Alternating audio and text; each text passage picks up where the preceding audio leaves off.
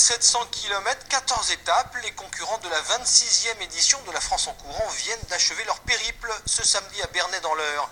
8 équipes composées chacune de 8 coureurs. Grégory Tellu et Sylvie Françoise évoquent cette épreuve qui s'est tranquillement imposée au fil des ans comme un grand rendez-vous pour les spécialistes de la discipline. Regardez.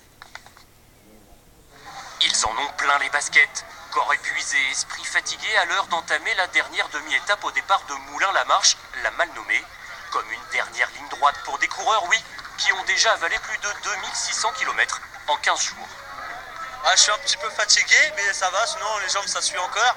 Il y a 2-3 jours j'avais un problème à la cheville, et maintenant c'est bon, on est à 60 km de la fin, et ça va.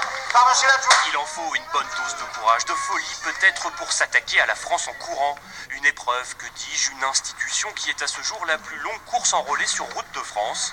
Sur le bitume, 8 équipes de 8 coureurs disputent chaque jour près de 200 km, soit 25 km par athlète. En plusieurs fois, rassurez-vous. C'est déroulé assez court, il y en a pas un qui fait 10 km par exemple. Jamais, on se brûle trop en faisant plus de 3 km. Donc c'est entre 1 et 3 km maximum pour nous. En tout, 14 étapes de souffrance à travers des paysages hexagonaux de toute beauté. Ils sont partis du Champ de Mars, sous la Tour Eiffel, auront vaincu entre autres l'école du Tourmalet et de l'Aubisque. Des souvenirs plein la tête pour la cinquantaine de bénévoles emmenés par André Sourdon, le fondateur de l'épreuve.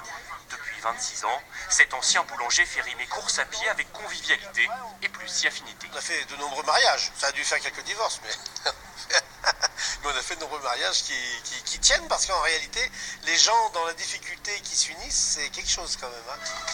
Et c'est à Bernay que tout s'est joué, arrivée salvatrice pour des coureurs qui en ont bien bavé, comme Dominique Chauvelier, quadruple champion de France de marathon. Je pense qu'il va y avoir un contre-coup psychique et physique dans 2 ou 3 jours de cette routine. Et puis après, c'est les bons souvenirs qui vont l'emporter et il n'y a que du positif. Il ne reste plus maintenant qu'à soigner les petits bobos avant la 27e édition l'année prochaine. Et non loin de